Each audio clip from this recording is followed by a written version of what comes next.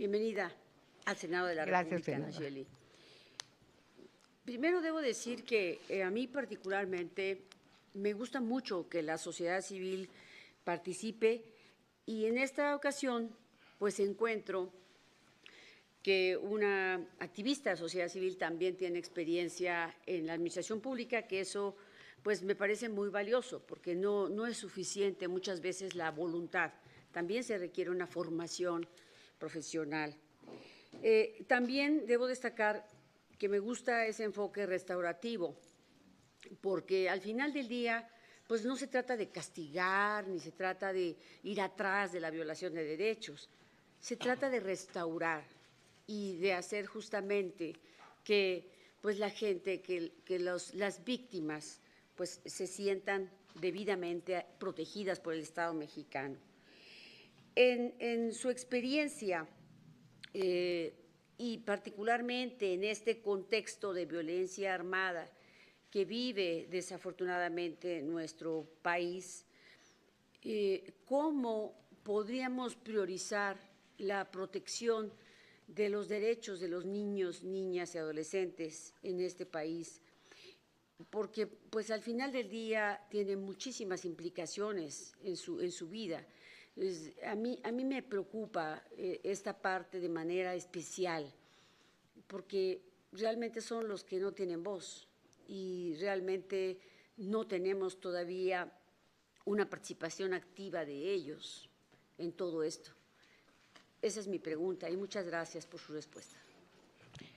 Sí, a ver, un tema súper importante. A ver, los niños, las niñas y los adolescentes son sujetos en el marco de derechos de una cosa que se llama protección reforzada, ¿no?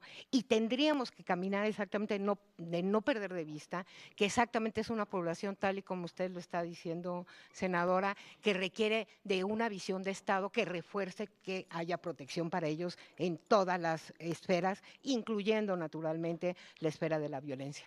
Los niños y las niñas son un punto débil y de riesgo ante el entorno comunitario y también ante las dinámicas que se están generando y se siguen generando de conflictividad desde las familias, desde las escuelas, desde los campos de contexto. Entonces creo que lo que tendríamos que avanzar de entrada es no perder de vista que tenemos que tener una mirada especializada, que cuando pensemos y pensamos en las estrategias de control de la seguridad y todo, tenemos que pensar en cómo protegemos, por ejemplo, ante una intervención que implica que va a haber y posiblemente un enfrentamiento entre las fuerzas del orden y grupos criminales, por decir algo, cómo tenemos esta visión para hacer protocolos y proteger exactamente a los niños, las niñas y los adolescentes de esos entornos. Tenemos que pensar también que requerimos desde volver a empezar desde el inicio, ¿no?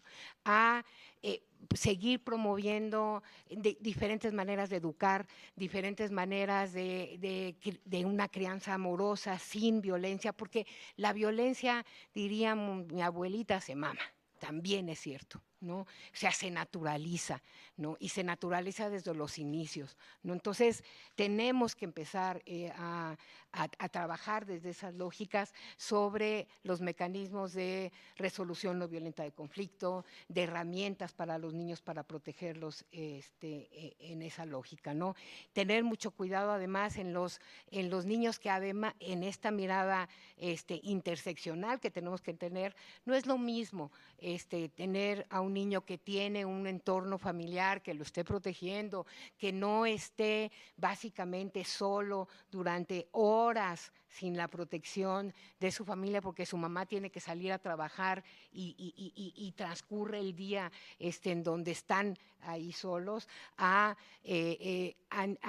niños que pueden tener ese entorno que de entrada les da facilidad. Y en eso hay que tener también una mirada muy direccionada que requieren de diferentes estrategias y que requieren de un Estado más fuerte y presente para poderlos apoyar.